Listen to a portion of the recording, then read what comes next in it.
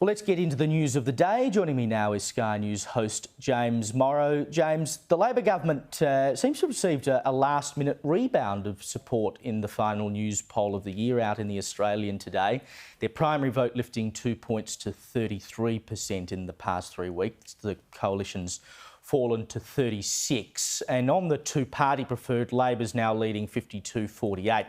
Which is pretty much identical to the result of the federal election in May 2022 last year, which was 52.1 to 47.9. Are you surprised to see a little bit of a rebound after a pretty ordinary couple of months? Oh, look, they've had an absolute shocker, Caleb. I mean, the last 3 months have just been pretty horrendous for the government. There's no question about that.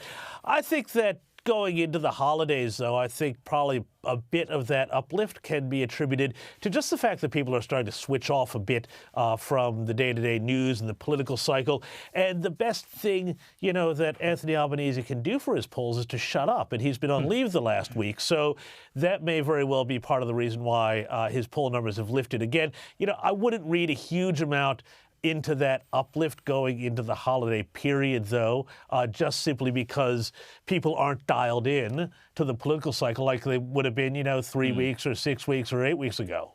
Yeah, and I know the AFR had it 50-50 as well today, but he's got an uphill battle next year when the rubber will really have to hit the road on things like cost of living. Now, we know about airbrush elbow, but the Prime Minister is now being dubbed airbrush elbow for skipping out any reference to his failed Voice to Parliament referendum in his 2023 recap. Now, he posted this 2.5-minute video on X, no mention of the Voice, but he did make time to mention a few other highlights. Take a look.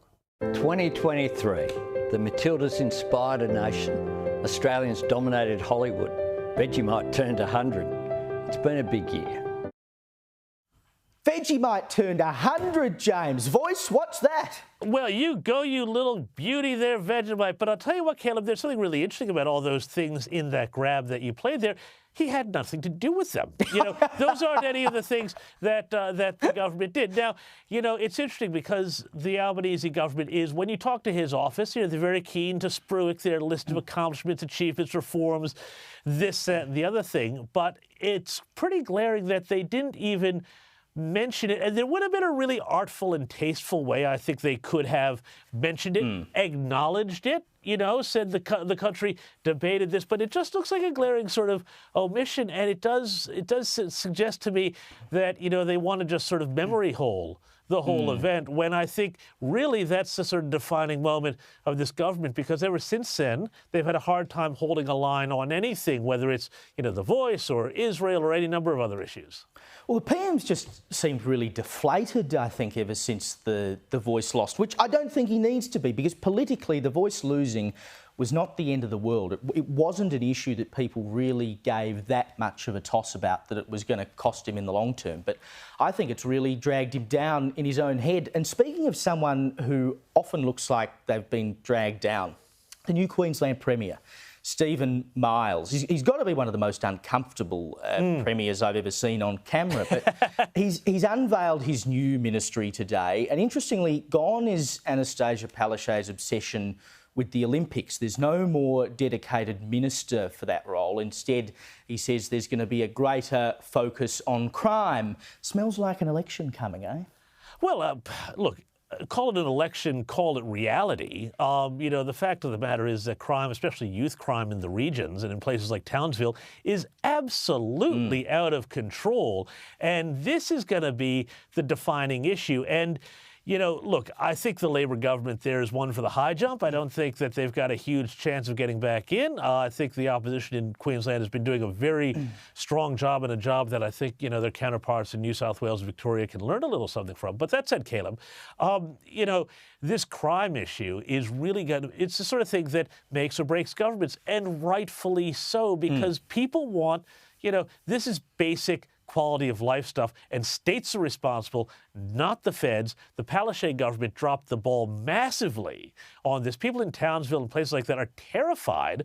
You know, the number of carjackings, ram raids, all sorts of things like that. And of course, the justice system there, Caleb, is completely messed up, because for youth crime, detention, the magistrates are told, by the law, has to be the last resort. And so, you wind up with people back out on the streets time and again, offending and reoffending. The cops know who's doing it, but they can't keep them locked up and keep everybody else safe. But this issue of youth crime in Queensland, I mean, it's been big for ages. I mean, I've been talking about it as long as I've been on Sky News. It must be 4 or 5 years now. Nothing has changed. If this bloke can turn it around, I tell you what, he'll definitely get re-elected because no one else has managed to do it. And speaking of things not going so well, how can this bloke get away with this?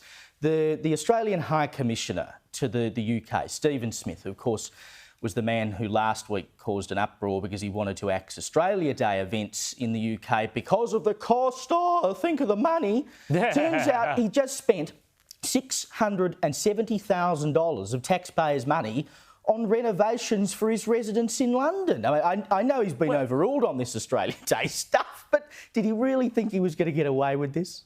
Oh, yeah, I'm sure he did. I mean, he's only sorry that he got caught, and this is always the way it is with bureaucrats and political appointees and things like that. But, it does point, I don't want to be so hard just on Stephen Smith over this one issue, because there is a much bigger issue, I think, on the culture of DFAT itself and where it sees itself and how it considers that it represents Australia's interests. And I think that you'll find that an awful lot of people in DFAT are very reticent, I think, to defend Australia's interests, advocate for Australia.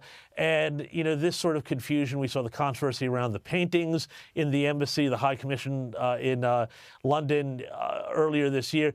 There's a number of issues there that go, I think, beyond just the man who's in the chair.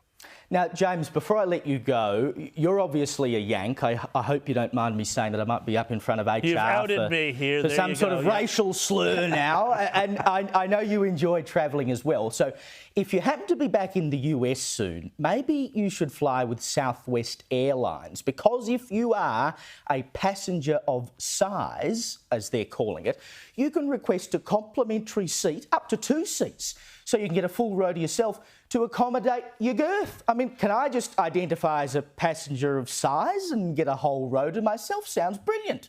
Well, look, I don't know, Caleb, and I'm, not exactly sure what you're implying here about, my holiday diet, and it's not even Christmas or New Year's yet.